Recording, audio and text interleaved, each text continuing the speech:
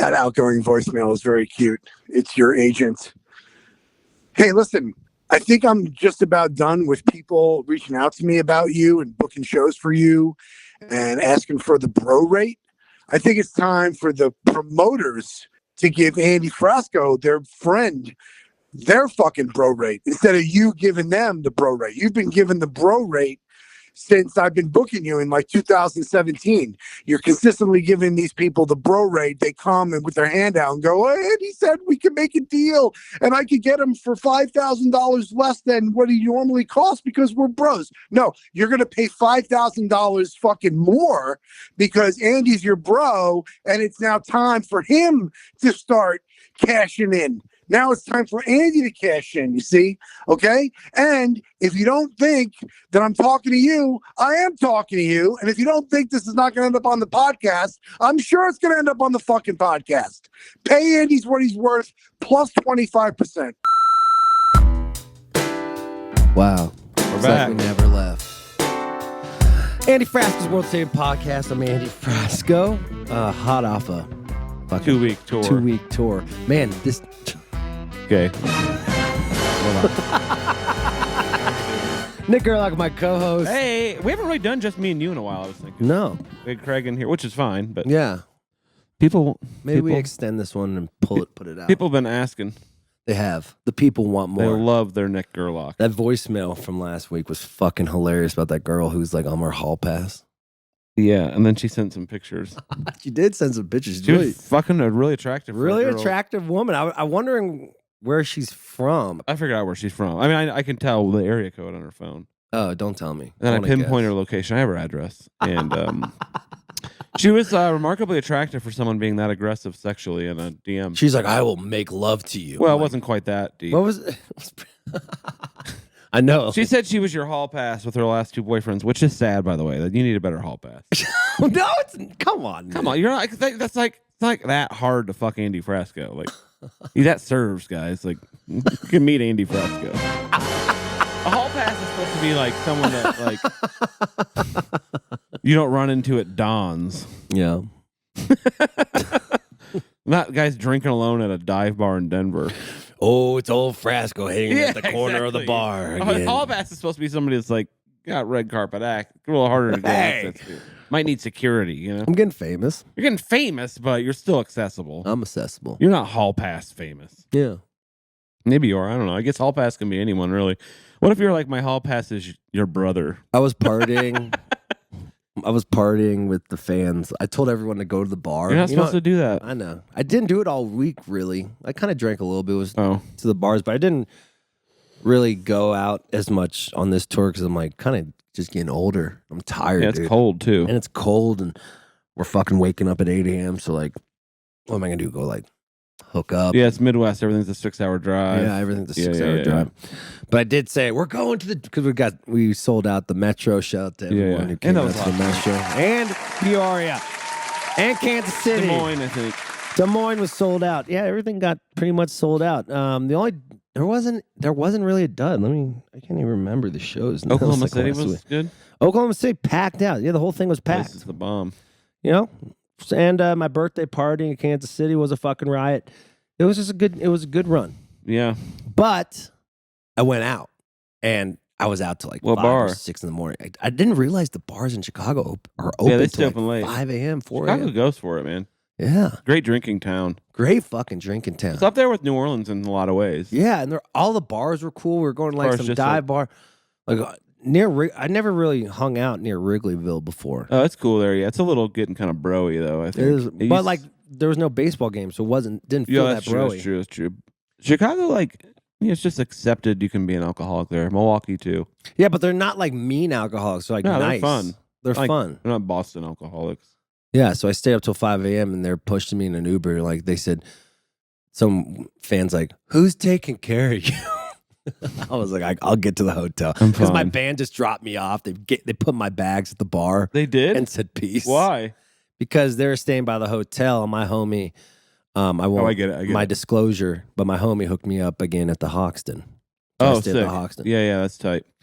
But I didn't get to till 5 a.m. How nice of him to hook up just only you.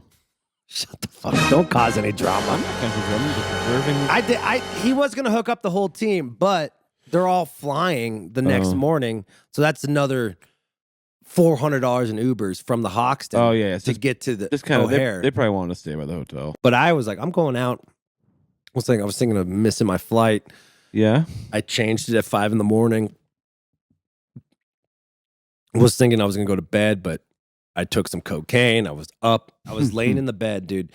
Like, What, yesterday? I tried to jerk off twice. Yesterday? And it was just fucking pushing rope. You couldn't even get dopamine in. And this was 9 a.m., 10 a.m. Is cocaine dopamine or serotonin? I don't know. But whatever it was. It's whatever thing. You couldn't get it It got me wired. So it was like I was having weird thoughts like this might be the last time I ever do this shit. Yeah, it's like getting passe. Yeah. People are so annoying on it, and like I need to sleep. Like the minute it will affect my sleeping. Yeah. So then I'm up, and then I'm like sitting in my bed, kind of like, anxious doom scrolling, which I fucking hate too. Like you're just refreshing Instagram, refreshing Twitter. Oh my God. And then you start getting into all the, probably like what it's like to have OCD or something. Yeah. So I'm just cracked out. And it was kind of scary. And I didn't want to take like a NyQuil or anything because I was scared I was not going to wake up. And so I had to like fucking own this shit. Yeah. And then I rescheduled my flight if NyQuil's back. gonna do it, but I rescheduled. I rebought my flight for 2:30 because I called Brianne. I'm like, you put it back. Just tell me to leave Chicago. Just tell me to leave Chicago because if I stay here another day, I'm going to drink all day with these guys. Yeah. So Chicago's I left. pretty boring if you're not drinking. I'm just kidding. It's a great city, but So I left. I got the fuck out of there, and I made it to Denver, and I slept. Brianne cleaned the house, and fucking. She's like, if you get here, I'll clean the house and make sure it's good for you. That's so funny. And I'm back, dude. 11 hours later, we're here. He's been I'm sleeping. back, like I never left. I was getting sad last night. I hate not sleeping. I get why fucking cokeheads and meth heads and insomniacs go fucking crazy. And insomniacs. Yeah, you too. I'm crazy too, people. It's a different kind of crazy. It's more earned, I feel like, when you're an insomniac. Right. I was pretty hungover yesterday too. I went to Dogs in the Pile. Yeah, we were all gonna go see Gary Goldman at Comedy Yeah, Works. I texted you. I was like, "We going?" I texted you like 45 minutes before it started. Like, it's kind of.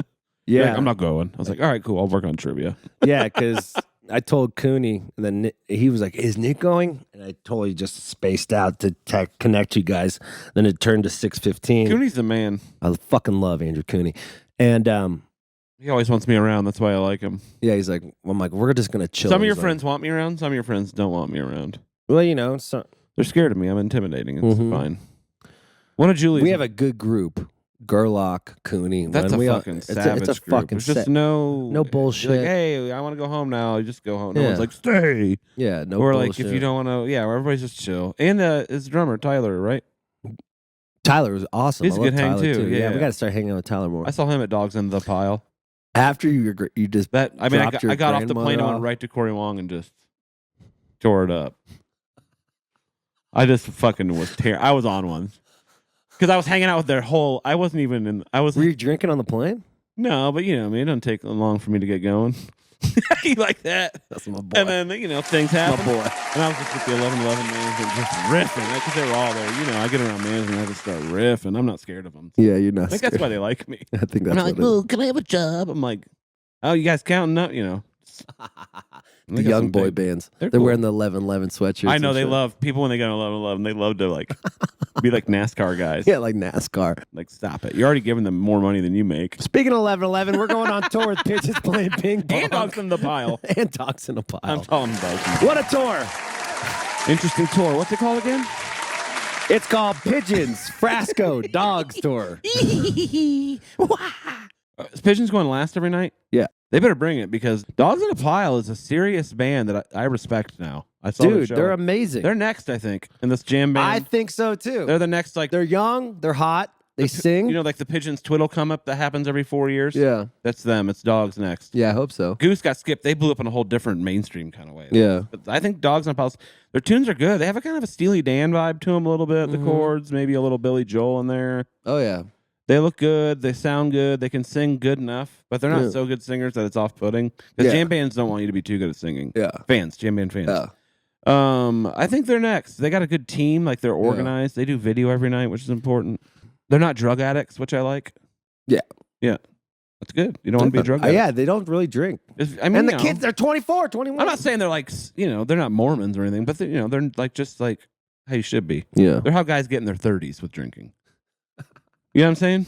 I just think the younger generation isn't drinking as much. No, that's true. That's actually a known fact. I mean, they do. They're just eating ass and doing research chemicals. Yeah, I mean, it's going to be a power tour. I mean, I've heard Pigeons. I'm not saying they can't bring it. I'm just saying they better bring it. They booked. That's some serious support. Greg knows. Let me see that. Hit this bubbler. It's nice. I mean, they know how to throw a party. They know how to entertain. I'm just saying. Greg knows. Going after you is not. Greg knows. I told him, like, we could switch off if you want. He's like, no, I want this. I like that about him, though. I like that, too. He's going to fucking bring it every night. I respect the shit out of that. Speaking of weed, dialed-in gummies, baby. Hell yeah. I love them. Grab yourself some dialed-in gummies. They're the best gummies in the land. You're going to love it. We're playing Steamboat Springs at the Winter Wondergrass that weekend. So if you're going to come in for Winter Wondergrass, excuse me, might as well stop into a dispensary, get some dialed-in gummies. They're so good. Get the CBD ones. CBD's a bomb. Get The some other ones, CBD too. weed ones are the bomb. But for sex, you want like regular ones, not the CBD Get the ones. rosin ones. I get you fucking Yeah. horny, dog. Yeah. It's Tell me some not. of the markets you're playing. So we haven't announced the second part of the tour yet. Okay. So we can't say them all. But I could tell you this part. Yeah, It's Asbury Park at Stone Pony That's gonna crush because Outstage. Dogs in a Pile has a crowd there too. Oh, yeah. We sold a shit ton of tickets there. Because of them, probably. That's the only one, too. I'm opening for that because I want the Dogs in the Pile to, their hometown. I want them to fucking feel like it's a real That's cool. It's nice of you. Thank you. You just want to get drunk. I'm just kidding. Dude, I love being the middle band. Being middle is the best. This is the best. You get the biggest crowd. Yep. And that's the DJ scene. I get the fucking night. I get to go. I like the party. Yeah. I like the disco. Well, like the DJ scene, that's what they do. The headliner never plays last. Yeah. They figured that out before the bands. Yeah, we're doing Asbury Park. Yep. Westport, Connecticut was cool at the Levitt Pavilion. I heard that place is really sick. That's not Westport. the one. Okay, no, that's not the one that is a tennis stadium. That's in like New Haven or something. Utica, New York. Beautiful. It's all like sort of Rochester, Columbus, Rochester will crush. Cincinnati. Oh, Columbus? Yeah. Where are you playing Columbus? Which Some one? big amphitheater. The one that's like indoor, outdoor. The what's it called? I don't know. I've played there. It's cool. Can't remember. Cincinnati, where? That outside amphitheater thing. Somebody booked me to play an after party at one of those two markets. You should do it. You should just piggyback off I kind of it. want to just come and hang out. And then we're playing Hillsboro, Wisconsin. Oh shit, they drink up there. Oh yeah. Kalamazoo. So it's all like sort of outdoor Murfreesboro. venues. So, Yeah. Oh, Kalamazoo, really? Bells? Yep. Outdoor bells? Yeah, that's almost sold out. That's a 800 cap or something. 1,200. 1,200 now. And then the next part of that tour is going to be August 23rd through Oh, you're doing like a second, like more. September 8th. Where's that? West, I can't say. but not the markets, but like different part of the country. I don't even want to ruin All right, that. that's fine. That's fine. Yeah. I can't because 1111's probably listening to this. Like, you motherfuckers, you're already talking shit about our fucking We're clothing not talking line. shit. We're not talking shit. We just got to let them know. Pretty cool clothing line. 4 managers. It's like FUBU for us. It's by like us. it's like when you're a rich guy, but you're a musician, and you're in the room with like real rich guys. It's like you're rich for a musician, but the managers are always richer than you, and you're a little cooler than them. That's just how it works. That's the balance. All right, that's it. That's done. We're done with that conversation, okay? I don't know about. I don't think I'm done with it. I missed you, buddy.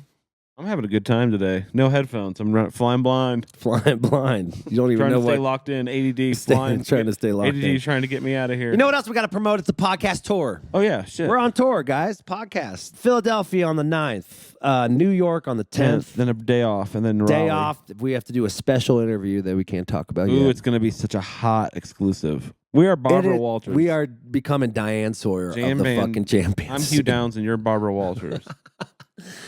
We got to fly to. I shouldn't even say the state because people will realize. They'll know immediately. They might know from that. We're flying to the East Coast. And we're gonna interview a very juicy band very juicy. that's hot having band. A little moment. All right, we have Jim Norton on the show. James. That was a fucking good one, dude. This one's pretty edgy.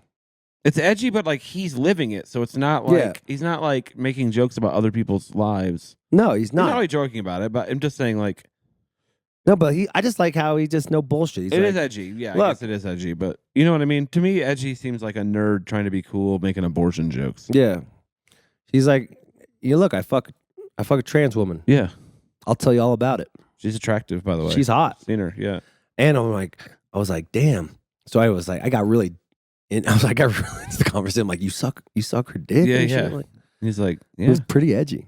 He was like good. really You're gonna open like about this. it. This trigger warning for anyone who can't handle this stuff. It was a different kind of trans conversation. I think you should listen to this conversation and hear the conversation going on. Because the guy's living it. we need to fucking get rid of the stigma of Just call people the pronouns they want. It's just fine. fucking call people the pronouns they want. Who You stop? call Dwayne Johnson The Rock. Or whoever. We call the guitarist in U2 The Edge. If that douchebag, we have to call him whatever he wants because he has Grammys. You can't use the pronouns you want until you have multiple Grammys. You went to the Spear to watch the fucking Edge play a guitar solo. The Edge. What a corny. You better use your goddamn he gave pronouns. himself that nickname too. But I fuck it up with Brody too. You know, my manager. Well, but it's not like that's different because you're like you're like trying. Yeah.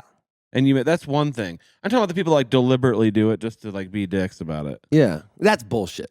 If you like, I've messed it up, but like if you mess it up and you're like, oh fuck, and you like just forgot, like you knew them before they transitioned, so it's just been like, habit's a real thing with humans. It's right. We have learned behaviors that we're trying to unlearn, and I think people respect you if you just at least are making the effort and you get it wrong. But if you're just like deliberately misgendering people just because you think it's first of all, it's not funny.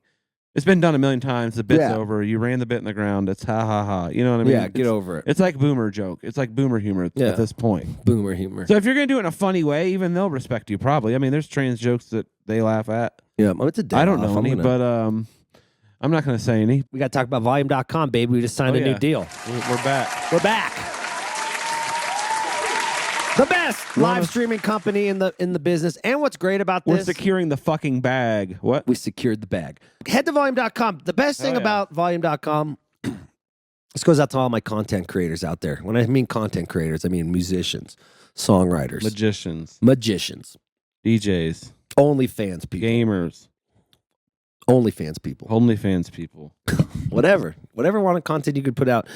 We're trying to take the power back of volume.com. And I just realized this when I had my meeting with Greg. By the way, fucking the owners of volume.com are the shit too. And I met Greg. Greg's the shit.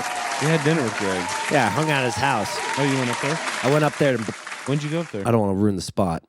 I went up there. He lives in Colorado. I went up there for a night.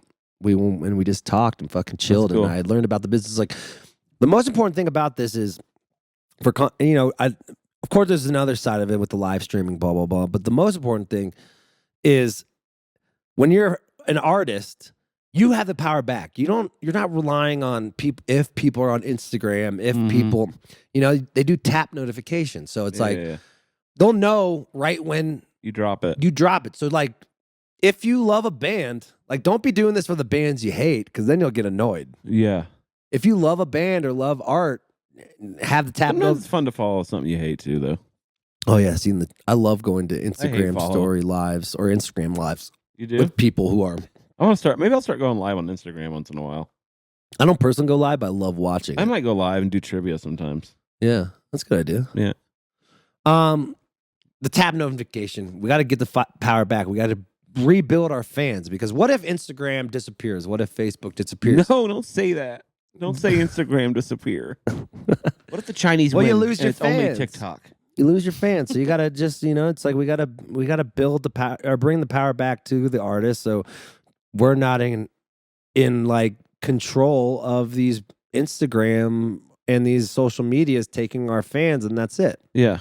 So like, if you want a direct notification from the band itself, head to volume.com. Yeah. The royalties are great. We're trying to do a subscription model. It looks the good. whole nine. They're the shit. So good product. Let's take the power back as artists. All right. Jim Norton, baby. We met Jim on the Burt Kreischer cruise, and we were talking with him. He's just a cool fucking guy. And he's no bullshit. Then he came on the pod, and then he came out here, or it was a Zoom or something, but it was dope. So you're going to love it. All right. Are you ready for it? I'm high, dude. I normally I might just fucking go. Send yourself a sit push on my notification. couch, send myself a push notification to wake up before trivia tonight. Hell yeah. You dude. ready? It's going to be I'm almost done writing it. Yeah. Good. Yeah, I got a good one. Got a good categories today. Got one about celebrity. It's called Hot Mug Shots. About funny celebrity arrests. Like it. Yeah. Go watch him and trivia every Tuesday at the Yacht Club, people. Nope, Monday. Every Monday at the Yacht Club. God, my brain's fried. All right, let's get out of here. Bye. Jim motherfucking Norton. The man. The man. You feeling good? Feeling happy? Feeling good about your career? What's going on? How's your head? Life is good, man. Good about my career. I mean, I never feel really great about my career. I'm never happy with where things are. Even when there's a success or there's something good, I'm always like, all right, now I got to do. Because in our business, it's like the relative comparison is there's so many guys doing better. Right, no matter right. what you're doing. Hey, I'm doing great. They added a show at the Comedy Works. Really? Andrew Schultz sold out 2 shows at the Garden in 18 minutes. Yeah. Fucking crazy. That's right. I'm doing okay, not great. Yeah. No, but does that bum you out? Because you are one of the funniest people on the planet, you know? How do you exercise success in your brain? Thank you, man. No, it doesn't bother me at all, actually. And years ago, my ex-girlfriend, who is still a good friend of mine, put it in a perspective. She's like, look at the career you've had talking about the things you talk about. And I'm like, you know what? Yeah. You're right. I talked about, I was like a little kid, me and my friends blowing each other. How many people do I think want to show up and watch that in a theater?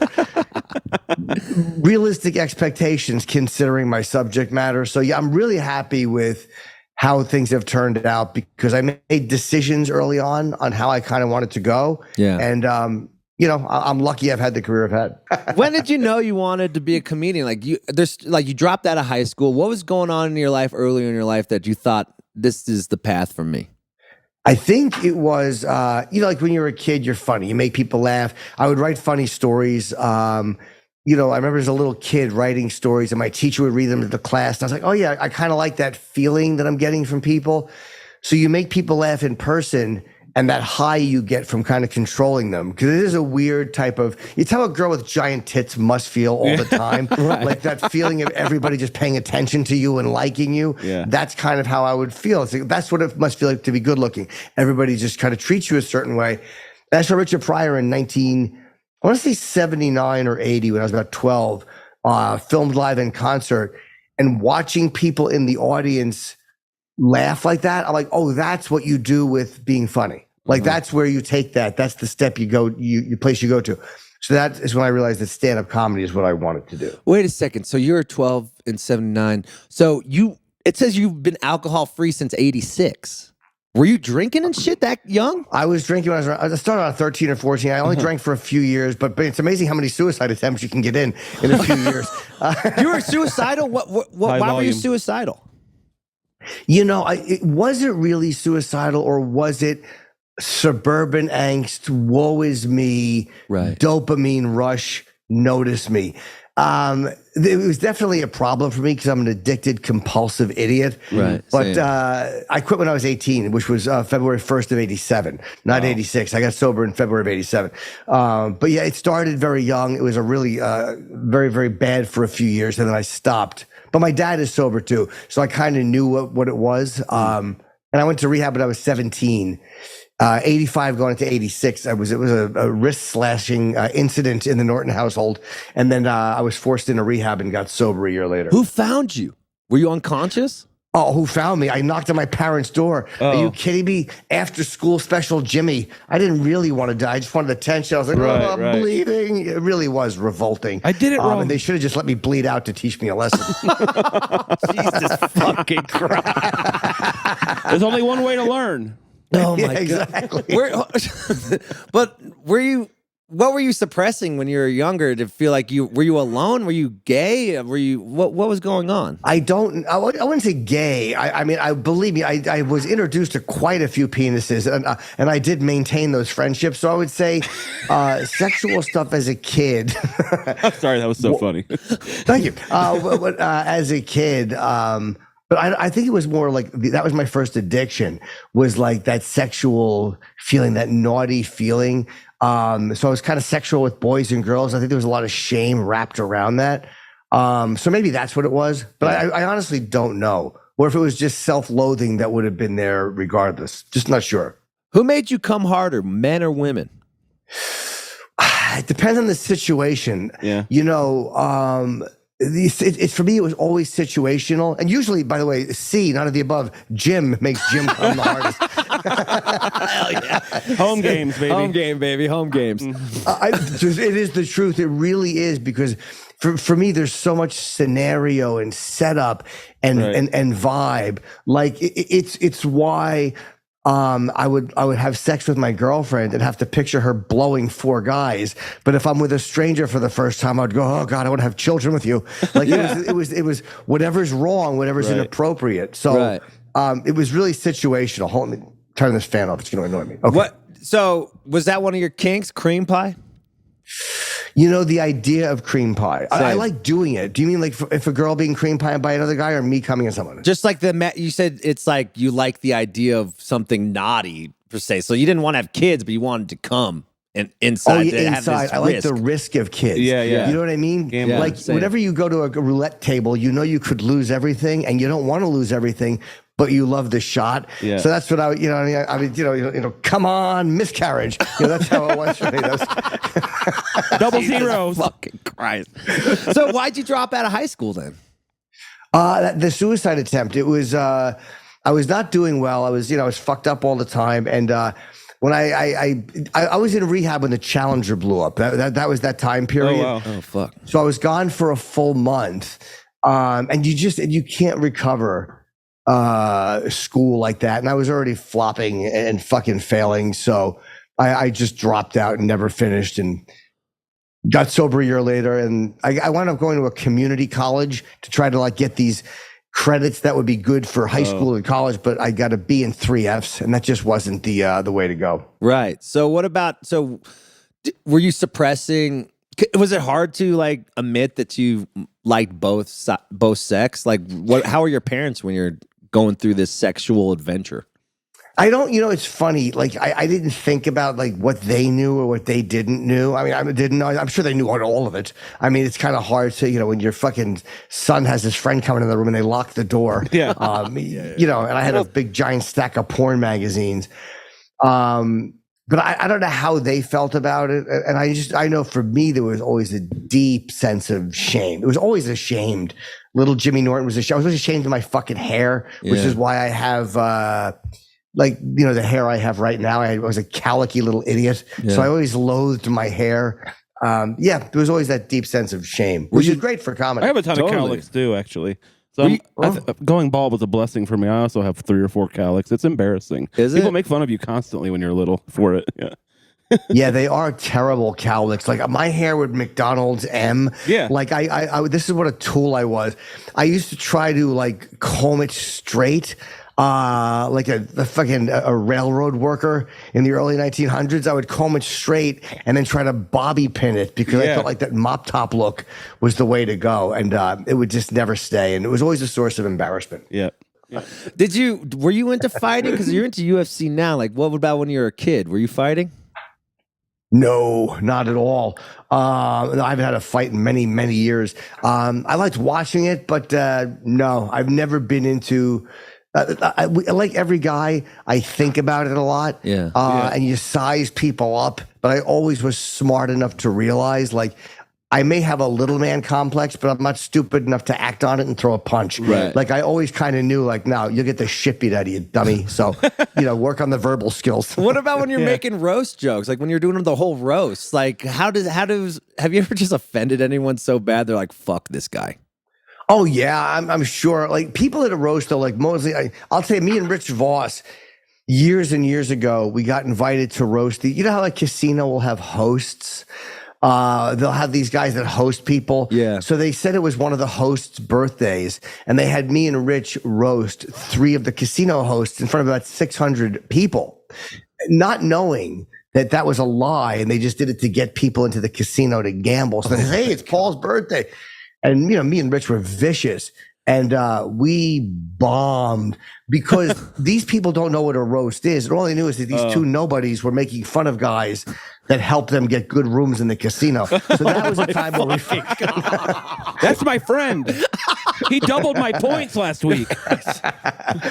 That was an ugly, ugly roast. But again, that was kind of our fault for not knowing not to go so hard on non-comics. Like whenever you do a private party, like the guy who books you will go, oh man, just let loose. You could say anything here. And it's like, you don't understand. Your idea of say anything here is different than my idea of say everything. Like if I say anything, I'm going to get you fired. Yeah. Like they want you to say shit. Oh, you could say shit like office say anything, not nightclub say anything. So do you think that helped you with being live on radio? Because like if you didn't get those lessons, you would have been fucking a monster, dude. Yeah, it really does help you because, well, on radio, first of all, you have the FCC, so you have to watch what you say. Mm-hmm. But then we went to satellite where there was no FCC. So for a while, it was kind of like the Wild West on satellite because it was before podcasting and you could say anything. Right. It's so funny on Opie and Anthony.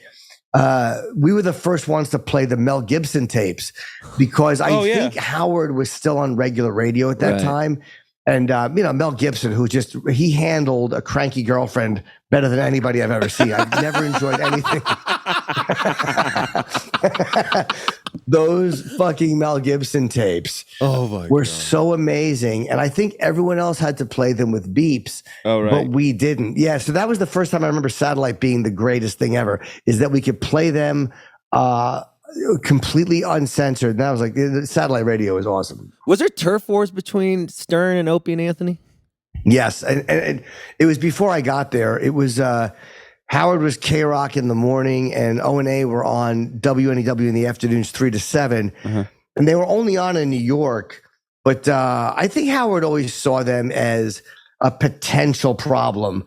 Because they attract the same kind of audience. The show was really funny. It was really mean. Yeah. So I think that he always knew those guys could have been rivals. So there was always tension there. And it eventually became a lot of tension where O&A were not even allowed to mention his name on the air because we both worked for Viacom. And if we said Howard Stern, then I finally joined the show. If the words Howard Stern were mentioned, the guy down the hall would dump out and it wouldn't go out over the air. Why though? Howard just didn't want to deal with Opie and Anthony, and he didn't like them, and he didn't want to have to go to war with those guys because they had nothing to lose. Like he was Howard, and they were these young upstart fucking animals, and I think that he knew that would have been a long fight because every time he mentioned them, it helped them. Right. Every time. And that's the way it is with a bigger show. Those guys knew that too. So him having them dumped out of was not the way to handle it. I think that was a mistake. I think Howard should have embraced Opie and Anthony early on, and those guys were both fans, and I think that they would have always been good to him and loved him if he had embraced them. So because so basically those kids were like, yo, he's starting war. This is perfect for our career. So we might as well keep antagonizing him. Why didn't they just keep antagonizing him to try to they did. Because Anthony did a great Howard impression, which was a really great way to get somebody. Like if you can do them well, and Anthony could. So then Howard just shut them down. He was just sick of them. And then eventually we got fired in 2002 and went to satellite radio. And then we could say anything we wanted. And we came back 2 years later. We were off the air for 26 months. That was really What rough. was that like for you? Because that was like horrible. Yeah. What were you going through during that time? I remember we got canceled in August of 2002. And I was finally getting fans. I was selling out theater shows. I was doing great. And then it was all taken away. Damn. And I was like, wow, I got to jump out the window. I lived on the 22nd floor. And I remember thinking, I'm going to go jump out the window. Like, this is what a fucking loser you are. You finally get something going and it's gone. But then like a few weeks later or 2 months later, Colin started talking to me about Tough Crowd. So this is, I mean, I am really, I'm a great fucking, I'm like a deer tick. I was on Opie and Anthony's asshole and then fucking, they got killed. And then I hopped on fucking Colin's hairy asshole. And then all of a sudden Tough Crowd got canceled. And then O&A came back on satellite. Like I got very, very lucky. And both of the, sorry, man. Go. Oh, no, that's good. I thought both of what? So finish your thought. I was going to say both of those things have and I feel really proud of both of those things. Have gotten a lot of respect from comedians overall, whether it was O&A or a Tough Crowd. And I'm really feel very honored to be a part of two things like that other comedians had respect for. Did you feel like you're always fighting for respect your whole career? You never really can see how other people see you when you're doing it, which is why so many people make bad decisions too. Right. They say we don't see ourselves like other people see us. So that's why a lot of people think they're acting really cool or really attractive when they're just making douchebags out of themselves. Right. And I think that works in a good way too. Like you don't always see that people like you or respect what you're doing. So I never really knew how other people felt or what it meant or any of that stuff. We were just doing it. Tough Crowd at the time didn't feel like anything other than I'm so glad we had this gig, right? To survive, and you're just making fun of your peers, right? And sitting with your friends, and in hindsight, younger comedians like Sam Morril, who's doing better than all of us, is like, dude, you guys, I love that show growing up, and it always feels good to hear that from a comic that you respect too. Right. Yeah, totally. Like, so did you see your numbers going down like right when OP when they got canceled, or was that just in your head? I mean, like, how do they not remember fucking Jim? They do. They remember you, but it's also like, hey man, it's recency bias. Like if they liked me we were on terrestrial radio in like 13 or 15 markets. So like in Cleveland, Boston, San Francisco, Sacramento, like there's a bunch of them I would do well in, but they really didn't know me in Houston. Right. You know what I mean? So like these places never got built up for me. And eventually people forget if you're not doing something current. Right. That's how younger guys come up and, you know what I mean? Like when you look at what guys are doing now with social media and the way they're selling out, like Mark Norman, hilarious New York comic, is doing a second Beacon show. I know. Even at my height, I never did 2 Beacon shows in a night. Yeah. So it's like you have to realize that people do forget. And then even people that do remember go, yeah, we've seen you already. And now we'd like somebody else. Yeah. So people do remember and sometimes they forget. But you have to be ready to move aside and let other guys pass you. You ever get not let, by the way, accept the fact that they're, excuse me for saying let, like it's my decision. right. Accept, maybe accept. Accept it, maybe. You ever get bitter? Like, accept. Yeah. You ever get bitter that you wish that your career started in the social media era? No way, man. I am so lucky.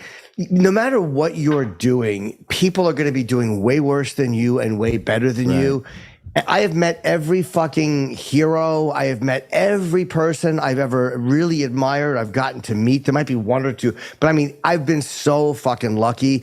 No, not at all, because the advantage is, hey, look, I could be a TikToker or I could do this and get more numbers. Sure. The disadvantage is, hey, if I said the N-word when I was 17, it will ruin my career when I'm 40. Right. So there's a payoff, and it comes out the other way. You know what I mean? Like the advantages are great, but the disadvantages are also great. So no, I'm lucky, man. I sent my first text when I was 30. I mean, do you know what I mean? I've seen both sides of it. My generation's very lucky in that sense, that we saw life way before it, and now we see what it is. And I am able to utilize it. And I'm lucky. I mean, I'm very, very happy. I have no bitterness about that at all. I truly don't. Yeah, and there could be like a sex tape of you blowing dudes and stuff. I probably would have shot it. I mean, let's be honest. Also, like with the early, that got me thinking about how you were talking about how you were on satellite radio in 2002 and you could say whatever you want. Was there sort of even more advantage to that they weren't also clipping out everything you said back then and putting it on YouTube 3 days later for people to watch for the rest of their lives? So you could be even more risky? First of all, we were putting it on YouTube for everybody to watch. We didn't give a shit. Okay. And in 2004, if you cared, on satellite. Yeah. Yeah, we don't, the gotcha culture, look, back then it existed, man. It existed. We called it political correctness back then. There's always been, that's what people don't understand, this whole cancel culture, like this is not new. Right. Before this, it was PC. Here. Yeah. It is right. It's always been here. Years ago, it was the conservatives doing it. Now it's more liberals. But back then, it was conservatives. They ruined Lenny Bruce's career. Satanic panic. They fucking went after Dice. So it's always been here. Yeah. What about who were the comics you grew up with, like kind of hustling together? You mean like the guys when I started stand up? Yeah. Bob Levy, Jim Florentine, who it's funny, he's one of my closest friends. I don't know if you guys know Jim. He's great. He got me my first paid gig in comedy in 1991.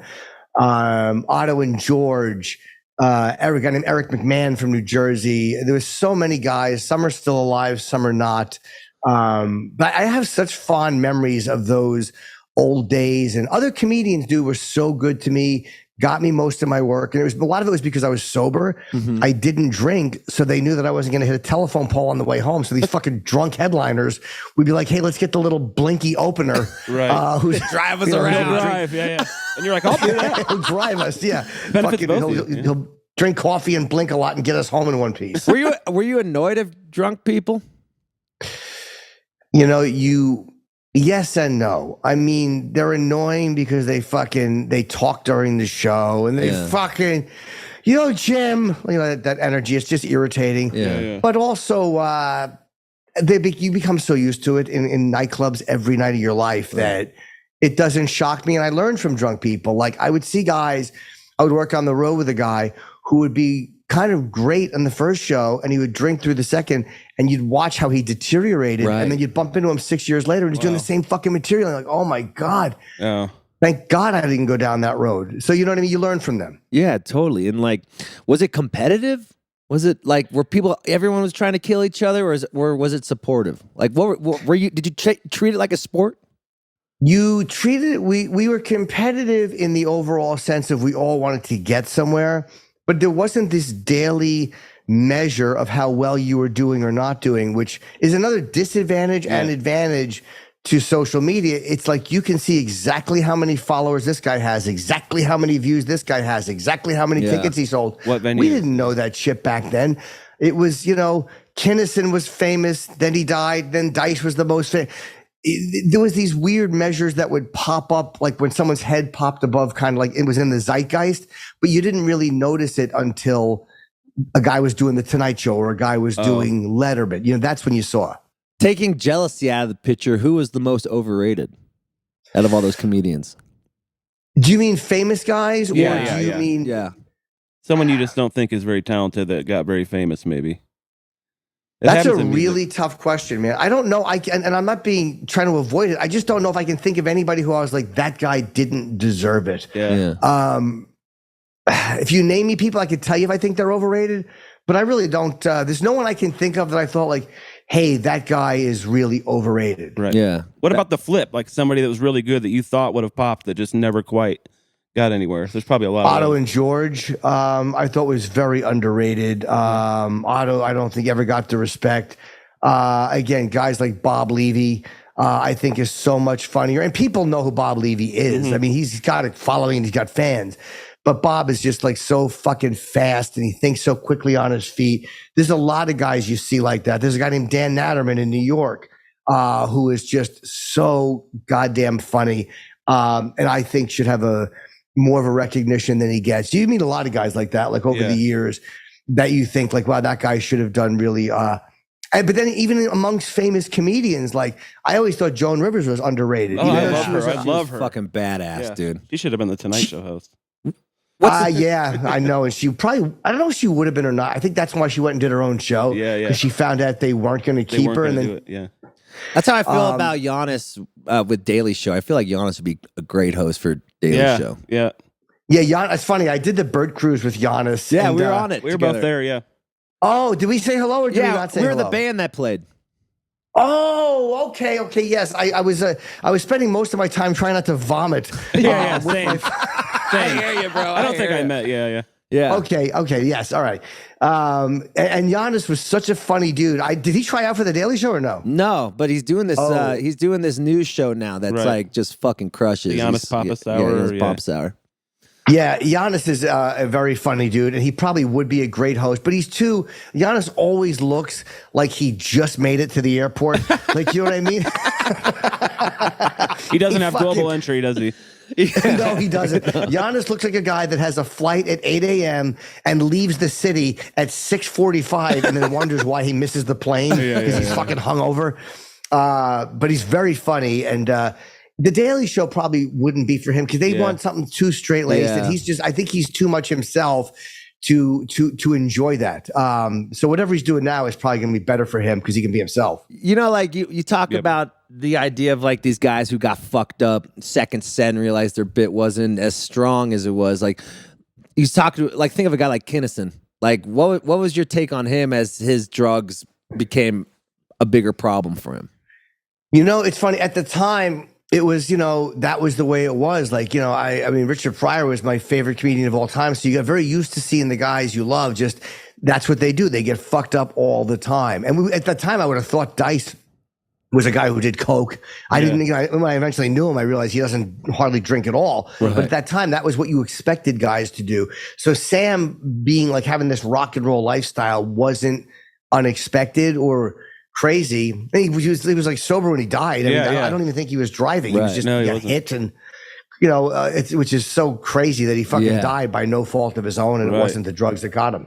Yeah, it's like, because you love rock and roll. I mean, you love Sabbath and stuff, like that lifestyle. What fascinating? I just saw you at Kiss. That was the greatest video where Nikki's just like slowly taking her fucking time, and you're like, I want to make this goddamn show. She wants to shoot the video, and she just doesn't get it. And look, in fairness to her, I mean, this is not what she signed up for. She's 26 and she's going to walk in the house and see literally a wall full of Kiss posters. Right. I mean, it's just like, oh, great, my dad liked this and he's younger than you. Yeah. It really annoys her, and both things are true. I get why she didn't. But if she didn't say yes to that concert, I wouldn't have went. I got a call an hour before. I saw this Facebook message. I was coming home from the Comedy Cellar, and this guy had extra 2 tickets. I had to join the Ticketmaster site in the cab on the way to the Garden, which is about 15 minutes from my house. So if Nikki said, nah, I don't want to go, I probably just would have went home that night. And, like, I was in the cab and she met me downstairs, and then we just went right to the Garden. So as much as she drove me nuts with her fucking not liking the band, she tolerates them enough around the house, and she went. Was it fun? I'm happy I went. It made me sad because Ace and Peter weren't there. Right. And I'm one of these dopes who's like, my dad took me in 77 to see them at the Garden. So I love the original 4 guys, but I am very happy I went because, again, it was a tribute to a lot of songs I like, and I still love Gene and Paul. So yeah, I'm very happy I went. Why? What's your fascination with Ozzy? Why do you love Ozzy so much? I don't know. It's a great question. I think what I love about him as a person is just who he is. Yeah. He's different than other rock guys in that he wouldn't hide the fact that he shit his pants. Yeah. Like, that's the beauty of fucking Ozzy. And you got a little of that in you, Andy. I do. I got that. I got a little Ozzy in me like that too. Yeah. Andy's not afraid to embarrass himself. Yeah, 100%. He embraces that part of himself. I think Ozzy embraces, and he's funny.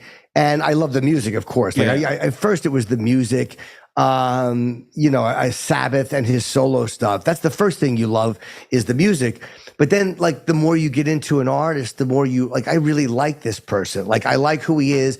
I like that he never mails it in. Right. That's one thing that him and Kiss have in common. They never fucking turn their back and just kind of too cool for the room, the audience. Right. Even people that hate Kiss will say those guys never fucking mail it in on stage. And Ozzy has never mailed it in on stage. Even if he's been drunk and fucked up, he's an animal on stage. And I think I appreciate that. He has respect for the people who come to see him. Who out of all your colleagues, who has that same mentality in the comedy world? I think most guys I really hang with, it's funny, by mailing it in for comedians too, like Colin Quinn is a guy. Colin is not a high energy guy. He doesn't, but I've never seen Colin do a lazy set. Mm-hmm. I've never seen Dave Attell do a lazy set. And they're different performers. But by lazy, I mean, I've never seen those guys not care about being funny. Right. Like, even if Dave is fucking tanking, I've seen him at the Cellar tanking, and he's still Dave, and he's still hilarious. And Colin, if the crowd is great or if they suck, he's never mailing it in and taking lazy punchlines. He's always doing what I think is really smart and funny material, and he never tries to get the audience he never tries to do what he thinks will win them over. He gives them like what he considers his his best work. You know what I mean? And Right. I really respect that. Colin never fucking mails it in and never tries to get cheap laughs from the audience. So it doesn't even have to be an energy with those guys. It's what are they doing on stage? And they're both being so true to themselves every show. And by the way, I apologize. I realize I'm talking very quickly. I fucking napped before and I woke up and I had a coffee. I like it. I just did 2 lines of coke off a fucking Motley Crue mirror. No, it's perfect. I like it. Yeah. Because I followed Goldman. I wrote Goldman's Great Depression score through the whole for his whole thing, and I've done a bunch of stuff. And I did the Apatow one, and he let me follow him go to all the sellers and stuff. And it was very fascinating to see those guys. Like, how would you not phone it in when you're doing 7 10 minutes. tens? Yeah. Like, Sometimes you go on autopilot where jokes become, and this is where you have to mix them up a little bit. yeah. Because with songs, the difference between, I mean, I'm sure artists can mail it in differently doing songs, but a joke has to kind of catch someone off guard, whereas a song doesn't. Mm-hmm. So it's a different thing you need to elicit from an audience member to consider it a success. So you start to do the joke and then it becomes one thing and you forget each like heartbeat of the thought. It just becomes one long boop and then it spikes at the end. And that's the punchline. So you have to be careful of that. Not to fall into that trap, because then you just start talking. And like, I've actually been in the middle of a joke and then started thinking about what I had to do later because I so automatic to get to the joke. Right. The important thing is to catch yourself doing that and remember what you're fucking saying. And sometimes I even will reverse my act. I'll go backwards first just to kind of keep it fresh. So I have to think about my next joke instead of just naturally segueing. That's cool. Out of all 5 of your specials, anyone you like kind of cringe about or just wish you gave it a little more effort? I would say 1 through 5 are the ones that A true artist. We have a true artist on our podcast. Are you perfectionist or what? What's your vibe? No, I just, I'm watching somebody who annoys me, which is myself. Right. And I see everything wrong. But I do look back at some of those specials. I'll always find something good in them. Like, while I'm doing them, I'm okay with them. Like, I'm okay watching them as I edit and I make my joke choices and I do 2 shows.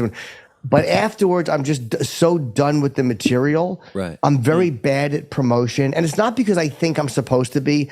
I don't think it's cool to be that way. I just naturally am uncomfortable with it.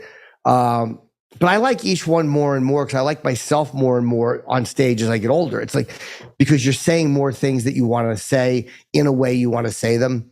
I was happy with the Degenerates. I was happy with Mouthful of Shame.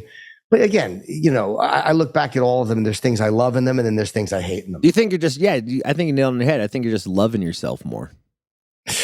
Yeah. And you become better at delivering jokes. You become better at saying what you really want to say. I do jokes in New York about Trump. Some are pro, some are con. And I like doing jokes that aren't 100% predictable to the audience. Yeah. Do you know what I mean? Like, like my goal is like, how am I going to say something about Trump that isn't negative? It still makes fun of him, but that these audience who immediately pulls back, and then when you watch them see where you're going with it and laugh, it's like, I love that I am an older guy now and you're able to do that because you've done stand up a long time. You're just more skilled. Whereas 25 years ago, I probably went, and I would have just barked at them. And I also like that I'm not preaching at them. Right. That's one thing I love about myself on stage, if there's anything, is that I try to make sure that I'm doing jokes about things.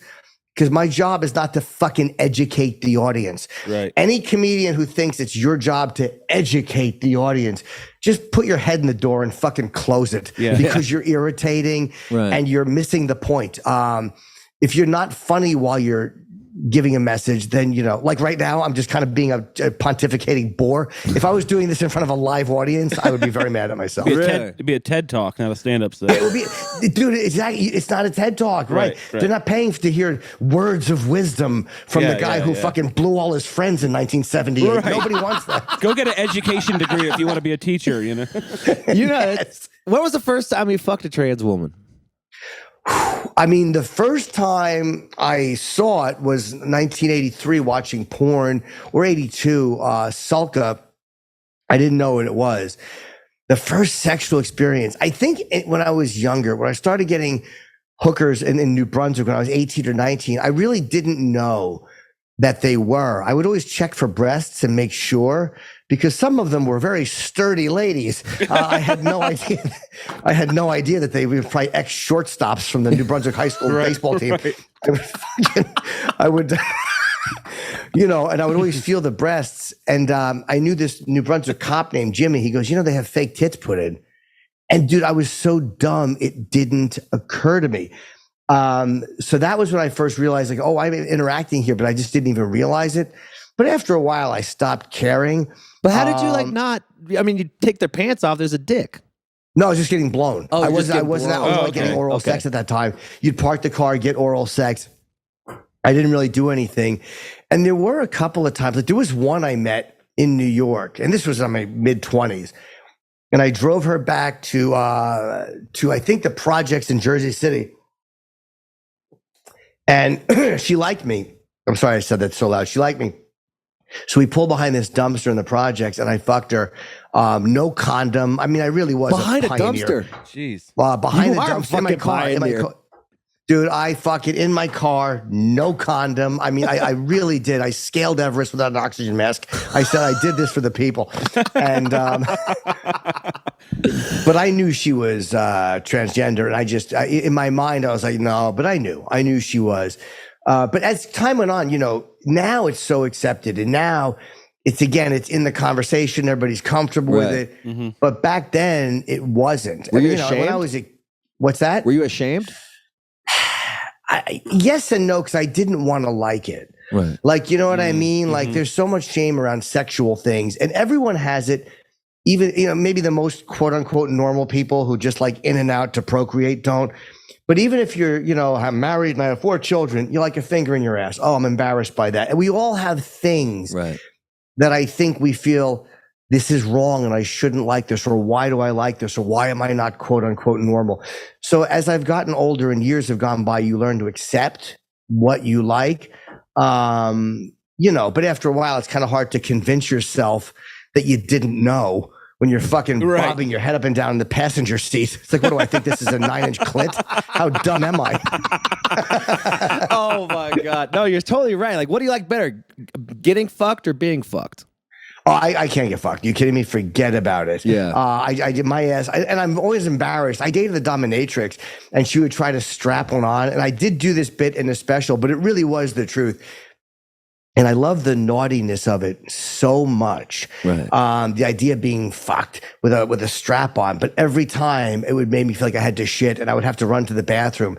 And I'll never forget her standing outside going, "Come on, Jim, you fucking put." She was so mad at me, and I was so ashamed that I couldn't take the strap on. So yeah, getting fucked is not my thing at all. And it probably, unfortunately, never was. Thank God I don't like that.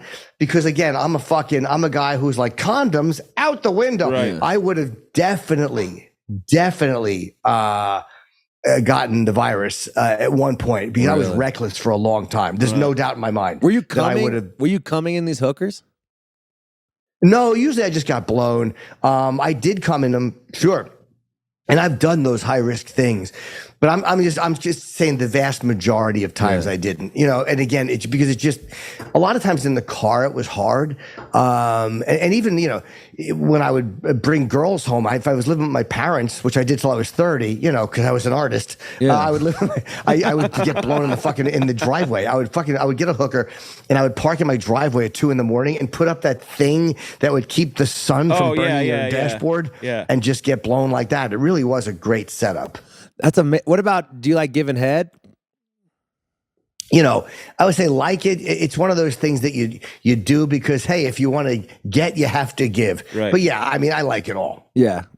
That's amazing. So what about your parents? Did they know that you're getting hookers? I don't want to know if they do or not. I hope my fucking parents don't like giving head. And if they do, I don't want to know. Maybe your mom. Huh? What about, how did your parents not know you're getting hookers in the driveway? Well, they were in bed by that point. I mean, my parents they were fast asleep. I mean, my dad had to get up for work in the morning, and he probably didn't think his son was out in the fucking, in front of the driveway. He probably just looked out and saw the window thing up and thought, oh, Jim doesn't want to get his steering wheel warm in the morning. He had no idea. Probably didn't even occur to them. Yeah. When did you decide to, Nikki was your person? I mean, we've been together for a while. Like, we started talking, I mean, like almost 7 years ago. Yeah. We talked for a long, because she's Norwegian, so we talked for 7 months before we met at all. How'd y'all meet? And then we met. She sent me a Facebook. I mean, the first time we met was a Facebook message, because she saw interviews I did, and which I've gotten many messages from girls who are trans, because they like that I talked about it. Right, it's not as common, I guess, for performers, or especially a few years ago wasn't. So I would get so many messages going, hey, I like that you acknowledge this, or I like that you even joke about this, but in a positive way. So people would reach out because they liked that I talked about it. But she had, she lived an 8-hour flight away. So we talked for 7 months before I finally went to Norway and did a gig, and we met. And I was like, hey, I fucking like her. But even then, did you book the gig yourself to hang out with her?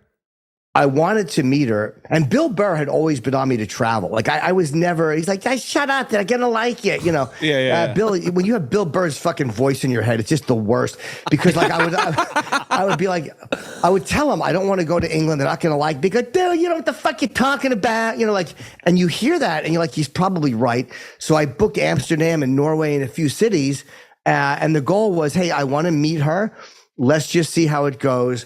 But we clicked and we got along really well, but it was long distance for years. Yeah. I mean, it's a long, long story, but, she was in and out of a very bad situation, and it finally, she was able to get out of there and leave. And, in 2019, we've been dating, not married, of course, but consistently together since February of 2019. It's almost 5 years. That's amazing. Being monogamous, which is fucking insane. Oh, you never cheated on her?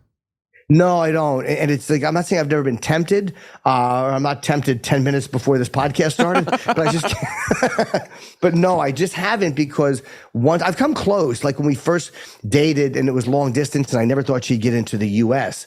But after a while I was like, no, because I don't know if I'll be able to stop, and I don't want to get caught. Yeah. That's good. That's good. What about earlier in your life? Were you cheating on all your other relationships?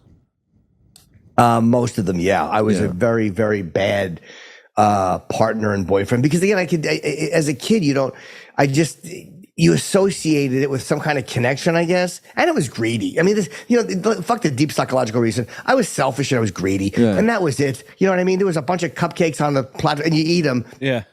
I don't know, who cares what you're suppressing? You're eating cupcakes because they taste good. Yep. And that's what I was. More for me, greedy fucking idiot. And I didn't get laid in high school. So what happens is, as an adult, you try to make up for lost time.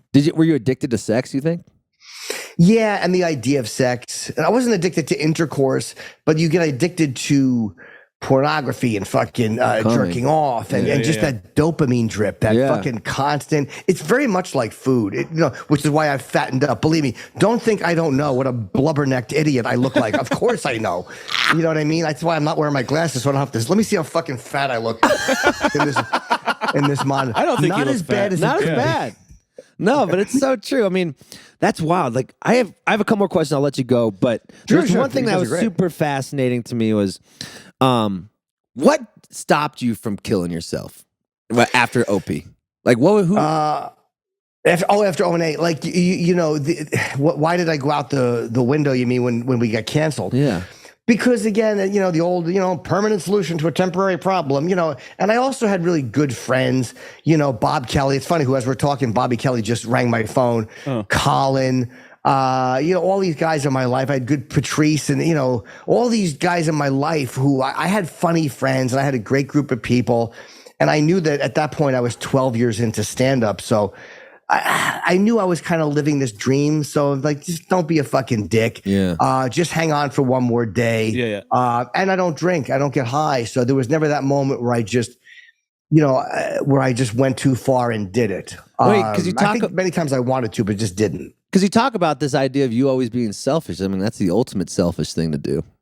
Right? It is, but it's also a huge relief. Like, Yeah. you know, I'm sure for guys that do it, it's you know, you don't kill yourself the first time you think about it. You know what I mean? You kill Right. yourself probably the 150,000th time you think about it. It's not something you think about and go, I'm going to blow my brains out. What the heck? You know, it usually I don't think happens that way. No. I guess thought it out. is selfish to do it. Yeah. Speaking about death, though, like what death out of your peers that hit you the hardest? Patrice. Yeah. I think Patrice, because I used to have premonitions about him dying when we would hang out, because I knew that he had some, you know, not total health issues, but I knew he was a diabetic. He was a big guy. Otto was also devastating. Yeah. You know, I say Patrice, but I guess because that was the most public one. But Otto hurt just as badly because those are two guys who I really loved. So their deaths were very, very difficult. Patrice, I think I saw more after a certain point because of the Comedy Cellar. Yeah. So he was much more a part of my daily routine than Otto was. So I would say Patrice, if I had to choose which one had a worse effect, but it was just because of when you're seeing somebody so often, their absence is much more noticeable. Right. But Otto was a guy I admired before I even started.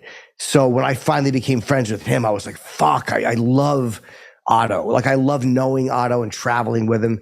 So him dying was a real shock. Was it Patrice, a quick? at least, Was it quick? Yes. Did it happen really quickly? Like, it was pretty quick. you couldn't Yeah. prepare for it?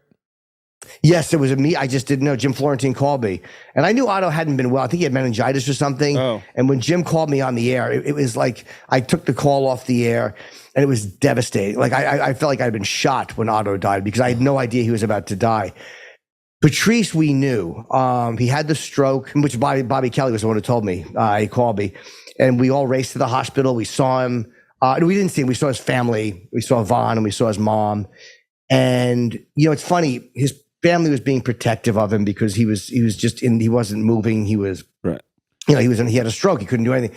So myself and Matt Frost, who's an agent, wound up going to the hospital, and we did get to see him. He had a beard, which was odd to see Patrice with a beard. And he had lost weight because he had been in the hospital for probably 2 weeks at that point or whatever it was, or 4 weeks.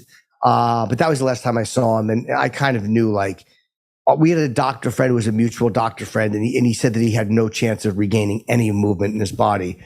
So when he died, it was very, very painful, but I was almost relieved because I couldn't picture Patrice laying like that. You Right. can't picture such a giant presence, the torture of being locked in like that if he was conscious. I was happy that he wasn't going to be in that situation.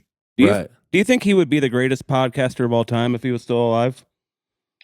I mean, you know, Patrice, he would have been, he was amazing. He did a show called the Black Phillip Show, an advice show, and he would have been an incredible podcaster. And my favorite thing about Patrice right now is no matter what I do, like I'm with Nikki and people will go, I wish Patrice was alive to roast you. Like, and it's like, first of all, the idea that I'm being like Patrice is being used as the threat. Do you know how happy that would make him? Exactly. Asshole friend of mine. That it's like 10 years, 12 years after he dies, people are still using him. Or bothering me in the street going, I loved Patrice. And I get a kick out of that. Like, he's become this, you know, because when you're friends with somebody, you're that close to them. You don't see them as anything other than the guy who you're insulting. So the fact that he has become so big in people's mind and in the like his work has become, his jokes have become so big to people. It really makes me feel good. Like Ricky Gervais, I love, and Ricky likes me, but he loves Patrice. Right. It's his favorite comedian. And I wish Patrice was alive to see that. I wish he could see how much people loved him and how big he has become and how quoted and how truly respected. Because I remember this phone call we had. I guess he was 40. And we were talking, and he was like, I feel irrelevant. I'll never forget, he was saying how he felt irrelevant. and he just felt like he wasn't doing anything. And it's so funny all these years later how in everybody else's mind he's a god, he's a larger than life. I wish he was alive to see that, or I wish that he got to know how people saw him. Do you think he ever felt that while he was alive? I mean, probably every day of his life, because he was an arrogant shit talker. I mean, that's part of it, though. It's. I remember at his wake, Colin. We all went up and talked, and I think Colin said, "Right now, Patrice is in heaven talking to God as an equal," which made everybody laugh. Their peers. Oh man! Yeah, Patrice. Don't make no mistake about it. Patrice was a pompous ass and talked down to everybody.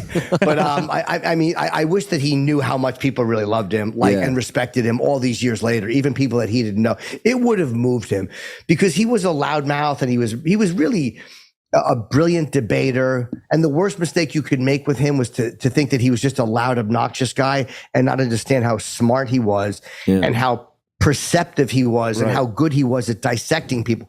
But he was just a guy who had low self-esteem, like so many of us do. Yeah, it's crazy. I mean, what's the deal with comedians? They're all just, I don't know, it's either self-loathing. Is it because you live by yourself? You're traveling by yourself? It's like, we have a band of people in a van. You guys are normally traveling by yourself. Everyone talks about the loneliness that is a comedian. Like, do you feel that way too when you're traveling? Sometimes, but we like to work by ourselves too, because you bomb on your own, but you also do really well on your own. Right. So like, you know what I'm saying? Like the payoff is you get all the glory too when it goes well. And it's funny too, at the Comedy Cellar last night, or 2 nights ago, Colin was just saying, like, comics, he goes, I'm fucking sick of hearing about comedians having self-esteem. You're on stage talking to people and everyone's noticing you. You don't have low self-esteem, which I don't, I think we see that differently, but it was a really interesting point of view. He'd be an interesting guy to talk to about that, because I think he feels just the opposite. I love Colin. So you guys are basically pessimistic narcissists. Yeah. Sometimes, yeah. I mean, there is something narcissistic about notice me. Yeah. Notice me, please. By myself on me. stage. Yeah. Here's my thoughts. Here's my thoughts, motherfucker. Notice me. But I also want to jump off a fucking building because I'm depressed. Is that any different, though, than me playing saxophone and being like, look how fucking good I am, fast I am, and loud I am. You know what I mean? No different. Yeah. Same thing in a way, but in a way it is the same thing. Like, you guys have this gift of music, and which I can't do at all, but it really is like, I have to share this with people. Why? So they see me. Like, I think all of us have a little bit of that in us. Totally. If I didn't, I'd be a band director in Indianapolis right now. Yeah. You know what I'm saying? Yeah. Yeah, not having that, right? You know who doesn't have that necessarily? Agents. Or managers. Yeah, they don't have much of anything, though. Yeah. Yeah, it's so funny. I got 2 more questions. I'll let you go, but tell me about your YouTube channel. How do you like it? How do you like doing it? I love it. What do you like about it? Scott, you asked me the question again. I apologize. We're on Zoom, so there's like that nanosecond. I apologize. What were you asking me? About YouTube, your YouTube channel. Do you like adding content all the time? Like, what's your favorite part about this new era of content? I love it because I like what I'm doing. Like, I have really fun with my wife. Like, I really do love Nikki as a person too. Like, not just as my wife, but I like talking to her. She makes me laugh.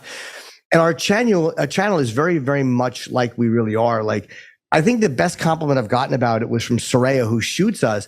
And she said, you guys are exactly the same on camera and off camera. Right. Like, we're not putting on a thing like, hey, let's kind of bicker. Like, it really is how we interact. And it's kind of, your dynamics as human beings. That's our dynamics as people.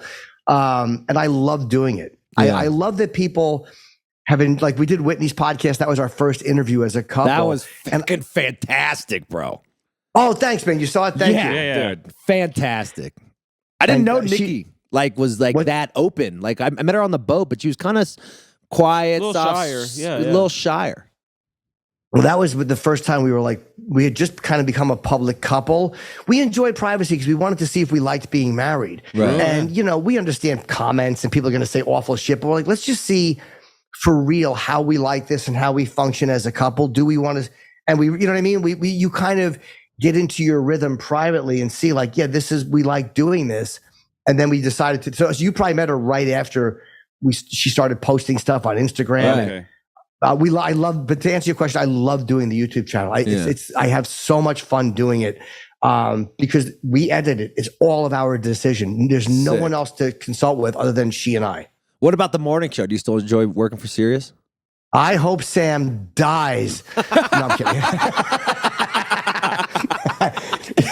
Man, maybe we should get a maybe we should get a morning show. No, it's fun, man. It's one of those. I just talked to him. We had to do like wraparounds because we have our best of week coming up for the end of the year. Yeah, I enjoy it a lot. Like we have one more year on our contract. Sam is very easy. Like we've never had an argument. He's a really good co-host because he is funny and he also lets funny people be funny. He's comfortable with that. I enjoy it a lot. And my whole job is to talk to my stupid friends. Right. Like, you know what I mean? We have great, huge guests come in. Yeah. I've interviewed most people I've wanted to interview. I've gotten to interview. It's a great gig and I love it. And it's easy. You're just showing up and talking to your friends. You guys, I mean, you must love this. It's just you're hanging out on mics talking. It's just, it's a fun job. Yeah, it's great. And is there stress about getting numbers for Sirius? They don't tell you. Here's the beauty of satellite. They don't tell you the numbers at all. Because for them, it's a negotiation strength, which is great. So we only know that we're not bombing because they rehire us. Yeah, exactly. That's the perfect. That's perfect. Must be good. They are paying us. All right, I got my final question for you. We end every pod is, when it's all said and done, what do you want to be remembered by? Jim Norton?